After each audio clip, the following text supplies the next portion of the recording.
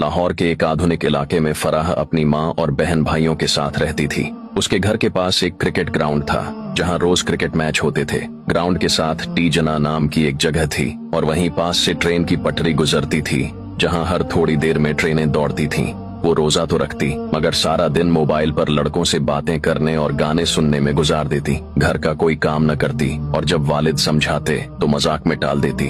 रोजा रखना ही बहुत बड़ा काम है, बाकी सब फजुल है। उसकी माँ भी ऐसी ही थी, दौलत को सबसे ज्यादा अहमियत देने वाली, शौहर और नेक बेटे को दबाने वाली और बेटियों को आजाद छोड़ने वाली। फराह की बहन भी उसी की तरह थी। इन दोनों को न रोजे की कदर थी न इबादत की, मगर जब घर वाले देखते तो फराह इबादत का झूठा ड्रामा करने लगती। तस्बीह हाथ में लेकर बैठ जाती ताकि सब यही समझें कि वो नेक है। फराह का बाप एक मेहनती मजदूर था जो सुबह काम पर चला जाता और रात को थका हारा घर लौटता, मगर जब वो आता तो बीवी उसके साथ नौकरों जैसा सुलूक करती। वो खाने के लिए कहता तो वो तंजियां कहती, इतनी मेहनत करते हो फिर भी शिकायतें करते हो, खुद जाकर खा लो। जब वो अपनी मेहनत की कमाई घर लाता तो बीवी जबरदस्ती उसके हाथ से पैसे छीन लेती और पूछती, पूरे पैसे कहाँ हैं? एक एक रुपए का हिसाब दो। अगर शौहर कुछ पैसे अपनी जरूरतों के लिए रख लेता तो वो चीखने लगती, ये पैसे मेरे हैं, तुम्हें अपनी कमाई रखने का कोई हक नहीं। दो भाई, एक माँ का गुलाम, दूसरा बाप की तरह मेहनती फराह के दो भाई थे।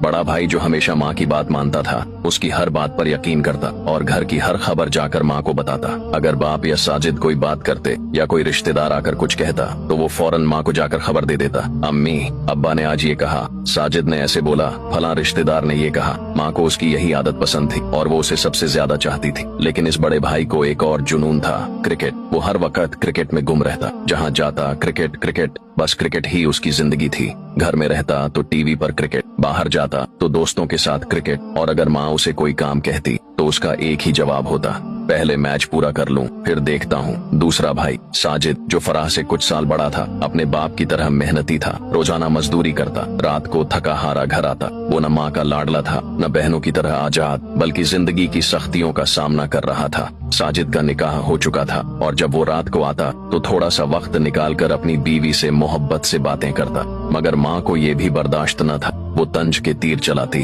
अब बीवी के बगैर 2 मिनट नहीं रह सकते। माँ के लिए वक्त नहीं बचा, बस बीवी ही सब कुछ बन गई। तू भी अपने बाप की तरह बीवी का गुलाम बन गया। रमजान की खूबसूरत रात, फराह पर अल्लाह का अजाब। एक रात जब सब लोग तरावीह पढ़ रहे थे, फराह और उसकी बहन मोबाइल में मग्न थीं। अचानक फराह का जिस्म कांपने लगा, आंखों के आगे अंधेरा छा गया और वो जमीन पर गिर पड़ी। बहन खौफजदा हो गई। वो फराह के करीब आई और उसकी बेहोशी में सवाल करने लगी, फराह तुम्हें क्या हो गया? ये सब क्यों हो रहा है? कहीं तुम्हें अल्लाह के अजाब ने तो नहीं पकड़ लिया? मगर फराह कुछ